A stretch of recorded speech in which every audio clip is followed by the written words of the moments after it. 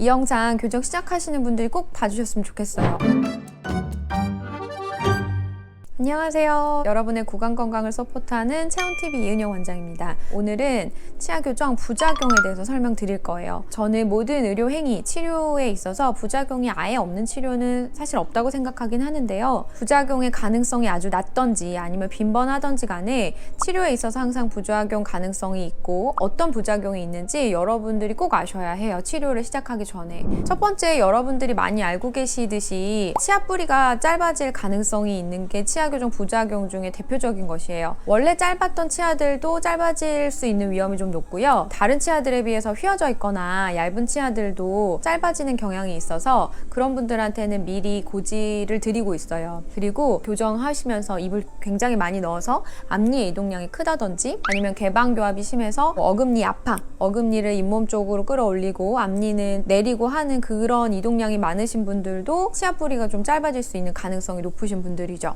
그런데 이 치아 뿌리가 짧아지는 경향을 예측하기가 굉장히 어려워요. 요새는 기술이나 재료들이 굉장히 좋아져서 약한 힘으로도 치아를 충분히 잘 이동시킬 수 있는 방법이 많아요. 인비절라인 교정 시스템 같은 것도 약한 힘으로 치아를 이동시킬 수 있는 대표적인 교정 시스템이고, 치아 뿌리가 흡수되는 일이 요새는 좀 더 드문 것 같아요. 그래도 생길 가능성은 있기 때문에 주의해야 한다. 교정 치료 주의사항에 보면 너무 딱딱한 거나 질긴 거 드시지 마세요, 이렇게 써 있거든요. 여러분들이 치아 교정을 하는 동안에는 치아가 잇몸뼈에 단단하게 안 붙어 있는 상태예요. 치아가 굉장히 예민하고 약해져 있는 상태이기 때문에 치아 교정이라는 물리적인 힘을 가하는 것도 예민할 수 있는 충격인데, 그 상태에서 어떤 단단하거나 질긴 음식을 드시면서 더 많은 충격을 가하면 치아 뿌리가 짧아질 수 있는 가능성이 높아집니다. 그리고 관리가 안 돼서 생길 수 있는 문제들이 있어요. 교정 중에 양치가 잘 안 돼서 생기는 문제 두 가지, 충치랑 잇몸뼈 흡수가 있습니다.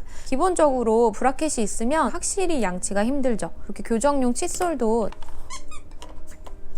칫솔도 따로 사용을 하셔야 하고, 이렇게 홈이 안쪽으로 파여져 있는, 교정을 하시는 분들은 양치 방법이 또 다르기 때문에 이걸 적응하셔야 되잖아요. 그럼에도 불구하고 양치를 진짜 잘 하셔야 돼요. 치아랑 그 브라켓 경계로 치트나 세균들이 정말 잘 달라붙어요. 이 주변 스팟은 거의 충치세균 부르는 자석이에요. 대부분 브라켓 주위로 하얗게 변하는 탈해 현상, 화이트 스팟이 나타나는데, 시간이 지나면 좀 좋아지기도 하지만 어찌됐건 이미 탈해가 되어버린 부분은 완전히 없던 걸로 되돌릴 수는 없어요. 투스무스라고 뭐 치아 에센스 이런 거를 교정 치료 중에 발라주면 화이트 스팟을 미리 예방하는 데 도움이 된다, 이런 논문도 있기는 한데, 양치질이 잘 되어서 치태나 어떤 음식물이 없어야 이런 에센스도 사용했을 때 잘 흡수가 되지 않겠어요? 그래서 양치질 잘하는 게 훨씬 중요합니다. 충치 진행이 이것보다 심각해져서 까맣게 되면 그때는 아예 장치를 떼야 하는 경우도 생기는데, 그러면 교정까지 정말 늦어질 수 있죠. 그래서 관리를 잘 해주셔야 하고, 또 하나 양치가 안 돼서 생기는 문제는 잇몸뼈 흡수.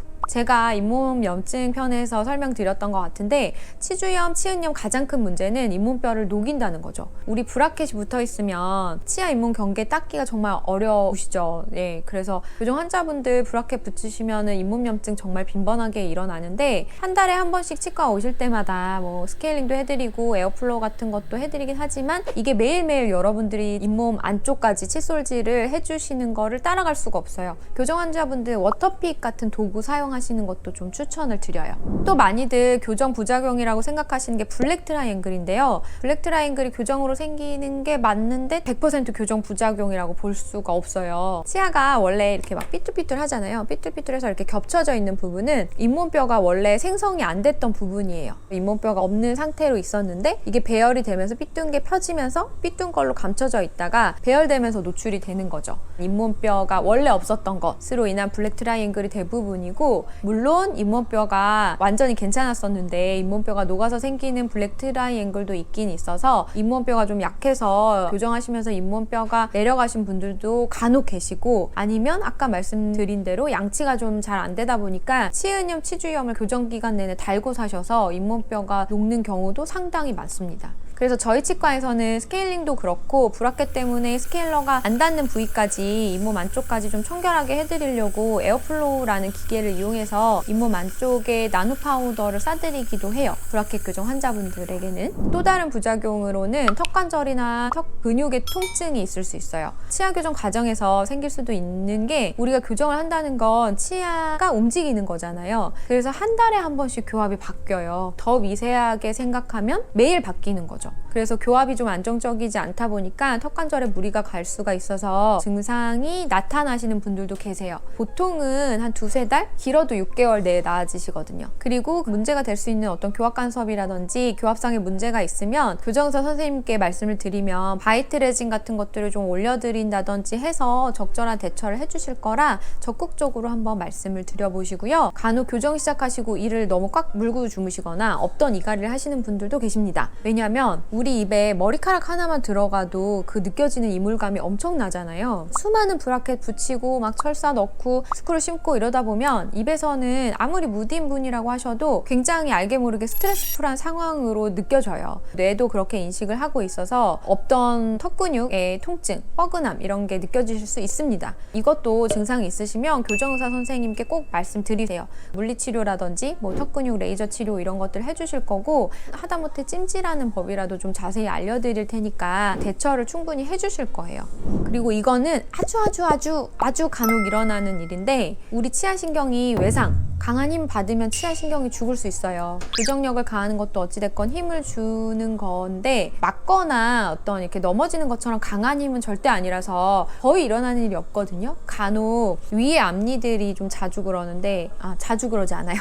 정말 드물게 치아신경이 죽을 수도 있어요. 그러면 신경치료하고 신경이 죽었기 때문에 변해 있는 색깔을 좀 되돌릴 수 있는 실알치 미백 해드리고 하면 사실은 말끔한데 치아가 죽었고 신경치료해야 되고 이런 게 좀 심정적으로 안 좋기는 하죠.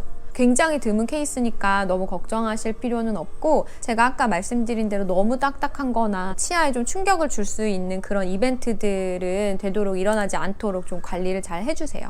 마지막으로 교정 끝나고 나시면 이런 유지장치 맞춰드리는데 유지장치를 좀 잘 안 끼시거나 유지관리가 잘 안 되면 치아 사이사이가 벌어진다던가 예전에 삐뚤삐뚤했던 배열 상태로 돌아간다던가 하는 일이 생길 수 있어요. 치과 의사들은 릴랩스 된다고 하는데요. 치아는 예전 상태로 회귀하려는 본능이 굉장히 강해요. 특히 교정 끝나고 나서 1년 안에는 이런 본능이 정말 심해서 치아가 틀어지거나 교정 완료된 상태에서 벗어날 확률이 높아집니다. 최소한 1년 동안만큼은 유지장치를 좀 잘 끼워주시는 게 중요하고요. 유지장치는 교정의사 선생님들마다 사용하는 방법이나 방식이 다 달라서 여러분 교정의사 선생님이 알려주시는 대로 잘 따라서 껴주시면 될 것 같아요. 지금까지 말씀드린 부작용 흔히 일어나지 않습니다. 너무 걱정하지는 마시고요. 다만 일어날 수 있는 가능성이 조금이라도 있기는 하기 때문에 항상 조심해야 되는 부분이니까 여러분들도 인지하시고 이런 증상, 징조 일어나시면 교정의사 선생님과 꼭 상의하시라 말씀 전해드리고 싶습니다. 건강한 치아 교정 하시고요. 그럼 다음 시간에 뵐게요. 안녕.